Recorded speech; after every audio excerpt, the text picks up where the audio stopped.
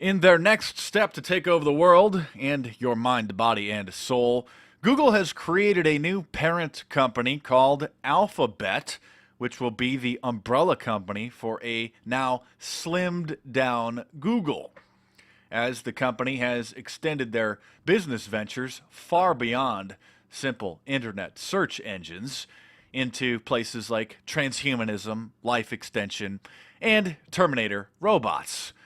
Few people know that Google actually owns Calico, the California Life Company, a life extension company that's trying to cure death. Of course, infamous transhumanist Ray Kurzweil is an employee at Google. He believes that in the next 30 years that they will cure death and that human beings will merge with machines, becoming immortal, all-knowing, and all-powerful cyborgs. And Google also owns Boston Dynamics, the company that built the big dog four-legged walking robots. You may have seen the videos for that. And this precursor to the Terminator robots, the anthropomorphic Atlas, which is being developed for the Department of Defense. We are living in a science fiction Orwellian nightmare.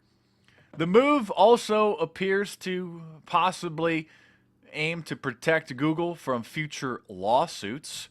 So they will be breaking their different ventures down into different business entities.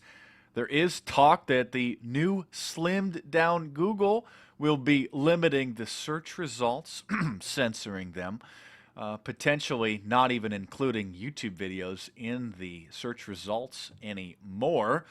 A very strange and bizarre but expected move from Google, one of the scariest companies in the history of the world, who wants to literally implant neural interfaces into people's brains because, well, it's just so difficult to type on a keyboard and to use a mouse. You just need to wire the internet into your brain now. That's literally part of their plan.